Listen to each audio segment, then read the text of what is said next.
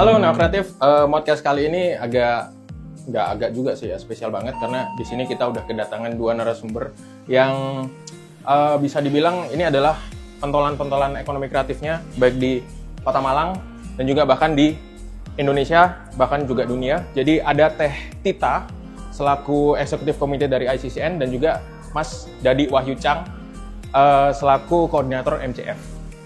Sekarang mereka lagi ada di MCC, lagi building tour. Mungkin kita sambil langsung nyari mereka aja ya.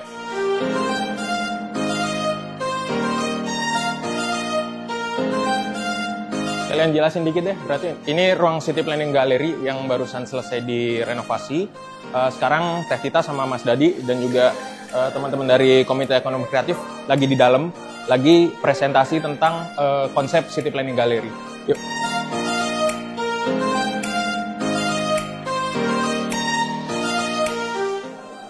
Nih, Mas Dadi dan Teh Tita, bisa dijelasin nggak sekarang lagi ada apa? Sekarang kita lagi uji coba, masih trial Malang Creative City Planning Gallery bersama Teh Tita.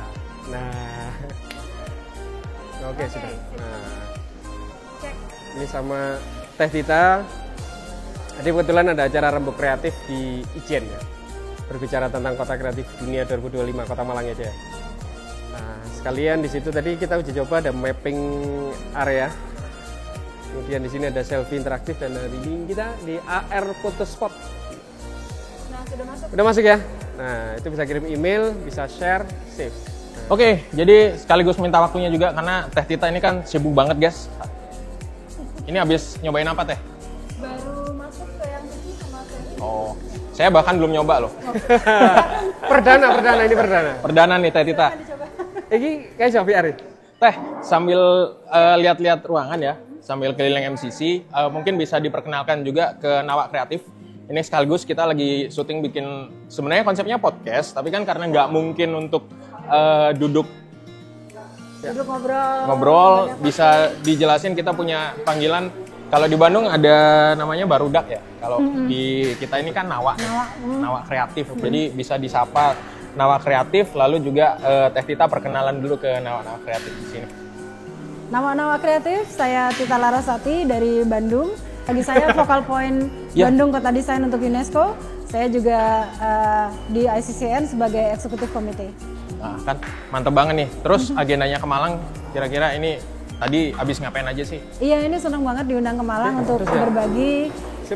Kan ceritanya Malang mau ada aspirasi untuk menjadi kota kreatif dunia ya. Jadi ya kita berbagi pengalaman, terus apa saja yang harus dilakukan supaya menuju ke arah sana. Wah, mantap. Kalau gitu kita sambil lanjut ya, sambil lihat-lihat.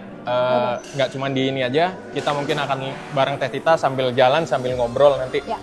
Gimana sih kalau menurut Teh Tita MCC ini pengembangannya ke depannya seperti apa, terus nanti positioningnya harus apa supaya bisa seperti Bandung nih yang udah jadi kota kreatif dunia di bidang desain ya, versi UNESCO. Ya.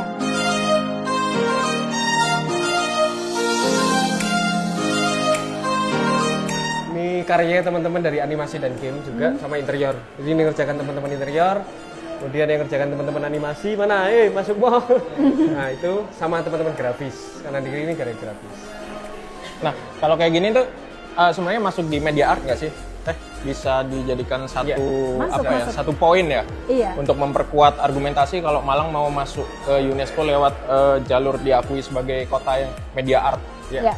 Seperti itu. Karena biasanya UNESCO mencari tahu kalau misalkan kita pilih sebuah cluster, dalam hal ini media art, dia akan ngecek lagi sudah ada fasilitas pendidikan apa, atau untuk regenerasinya apakah ada pusat pelatihannya, terus apakah sudah ada misalkan event kelas dunia yang sifatnya dominan media art.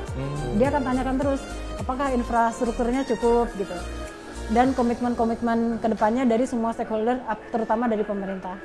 Itu yang dicek nanti sama UNESCO. Keterlibatan pemerintah berarti di sini yang jadi highlight-nya juga ya, nggak cuma dari komunitas. Iya. Mas Dadi gimana Mas persiapannya kalau?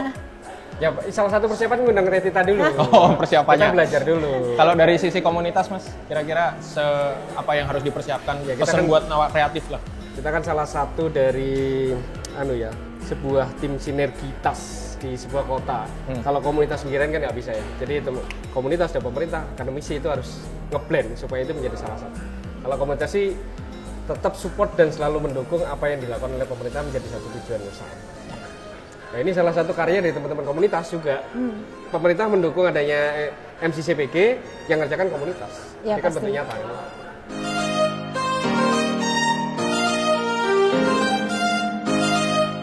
Ini nanti data pendudukan, data pelaku ekonomi kreatif semua ada di sini. Ini harapannya terus update ya. Begitu ada updating data kita jalan terus. Ini sementara ada pendidikan, kita masuk ke map.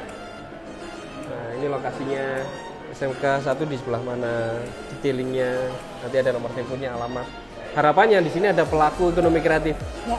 17 subsektor, kria di mana, siapa, animasi di mana studionya. Itu semua ada di sini. Nah, Teh, sebenarnya tadi waktu kita di venue sebelumnya di hotel, itu yang menarik itu kan soal data ya, soal yang seperti. Nah, ada ini nggak sih? Soalnya kita di Malang ini juga, terutama kalau saya di internal MCC dulu, tapi nanti mungkin kalau ini bisa dijadikan model untuk collecting data yang ekosistem di MCC ini, nanti akan bisa ditarik untuk sinkronisasi data, collect data miningnya untuk kota. Nah, kalau di Bandung dulu sendiri, langkahnya kayak gimana Teh untuk mendata kayak jumlah pelaku ekonomi kreatif, terus mengukur dampaknya itu parameter-parameter apa sih yang dipakai untuk mengukur dampak ekonomi kreatif di satu kota itu? Kalau dulu di Bandung Creative City Forum, saya ketua ketiganya ya. Jadi ketua pertamanya kan Kang Emil, ketua keduanya Kang Vicky Satari, saya ketua ketiga. Sekarang ketuanya keempat itu Kang Adi Panuntun. Jadi dulu yang kita lakukan adalah mendata anggota tentu saja dengan melalui program-program yang kita buat, event-event. Terus kemudian kita bikin riset karena kita pakai mindset yang ekosistem ekraf itu.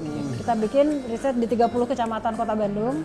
Di Malang ada berapa kecamatan? 5 kecamatan. 5. Oh iya. 5 ini. Nah, di kita kan ada 30 kecamatan. Nah, itu kita lihat sektor yang paling dominannya apa. Terus ekosistemnya gimana. Jadi kita lihat misalkan kuliner.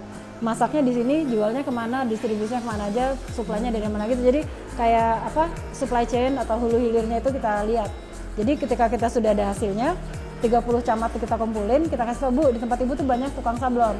Jadi kalau mau mengembangkan kecamatannya, ya sarana yang seputar industri kaos itu yang diangkat misalkan gitu. Nah terus kita berangkat lagi ke Jawa Barat, kan ASEAN itu punya indeks kota kreatif ya. Jawa Barat itu ada 27 kota kabupaten. Jadi yang kita jadikan variabel untuk ngitung itu yang berdasarkan yang ASEAN juga. Jadi tadinya 4 variabel, terus ada 10 sekarang. Sehingga kita bikin laporan tahunan, ini Komite Jawa Barat ya, itu memuat 27 kota kabupaten itu di variabel mana yang dia kuat, variabel mana yang dia kurang. Tujuannya agar dia bisa tahu dengan kota atau kabupaten mana dia bisa kerjasama untuk ekonomi kreatif. Jadi nggak harus semuanya terakomodir di situ kan, tapi tidak harus, tapi kita lihat prioritasnya mana. Kenapa? Karena nanti itu jadi bekal bagi pemerintah daerah, mau wali kota, mau bupati atau bahkan gubernur untuk melihat dengan bird eye view ya, bagian mana yang dia bisa kembangkan. Dan itu sudah terjadi di Jawa Barat. Ketika mereka melihat wah kita harus meninggikan yang tingkat regulasi misalkan. Jadi pemerintah langsung bikin banyak fasilitas dan sebagainya. Sekarang udah kebalap Bandungnya, jadi udah nggak nomor 1 lagi. Yang nomor 1 di mana tuh? Kalau tahun 2023 ini Majalengka, Majalengka. Nomor keduanya Kabupaten Bogor, ketiga Bandung. Bukan karena Bandungnya malas-malasan, tapi karena mereka ngejar lewat variabel tadi itu. Jadi itu jadi alat si pemerintah lokal untuk tadi genjot ekrafnya supaya unggul. Lanjut Mas, kita kemana lagi? Ya. Ini coloring game. Jadi nanti ada anak-anak ini mewarna. Kemudian habis dari warna itu di scan, muncul di sini hasil gambarnya dia. Yang tadi mobil itu ya? Ada mobil, ada pesawat gitu. Geser sini, ini informasi tentang data pelaku. Nah ini pakai sensornya belum kepasang. Ada 17 subsektor, nanti game ada berapa, interior ada berapa, segala macam. Ini datanya semua bisa dipasang di sini. Nah yang pegang datanya berarti? Ada dari teman-teman sini, MCC, ada juga dari teman MCF, ada dari dinas. Jadi dan data ownership-nya ada di lintas. dinas dan pelaku dan komunitas. Kalau ini hologram, ini maskot kita, maskot OCG. Osi dan Namanya G. siapa? Osi. Yang burungnya, burung. burungnya G. Burung manyar. Osi sama G. Nah ini nanti ada audionya menceritakan tentang Kota Malang. Kalau nggak salah filosofinya Osi itu kan iso ya, G-nya itu Iso. siji. Oke. Jadi Iso iso dadi siji. Karena salam kita tadi kan salam satu G. Bang. Iya, iya, iya. Kita ke belakang. Ini Aduh, mumet. 180. Iya. Jadi kalau kita mau ke masa depan, Berdiri situ. diri sini. Masa sekarang kolonial kerajaan. Jadi kayak seolah-olah saya ada di sebuah depan Candi Badut. Ini galeri experience kayak museum. Jadi museum yang ada di Kota Malang kita upgrade, masukkan ke sistem, semua pakai digital. Ada museum Brawijaya, ada museum Purwa, museum Singasari, itu semua nanti terjemput di sini. Ada di sini. Terkontrol dengan sistem touch, di sini ada TV.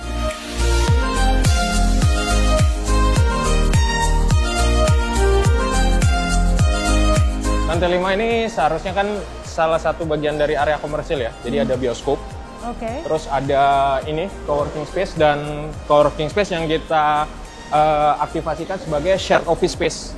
Jadi ini jadi inkubatornya startup. Harus jadi member gitu. Enggak, tapi Atau kita anggota? kurasi. Kita kurasi. dikurasi. Kita kurasi, terus ada poin-poin kuratorialnya.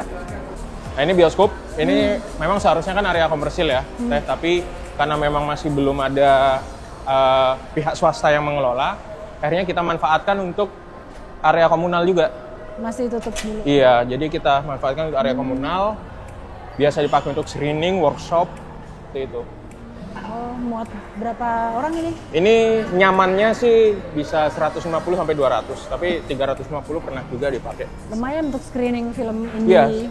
Kemarin ada Craft Anim Fest, itu festival animasi internasional yang keempat. Di sini. Iya, di sini semua lantai 5 sih. Dan openingnya di depan kita video mapping kita tembak kayak gitu.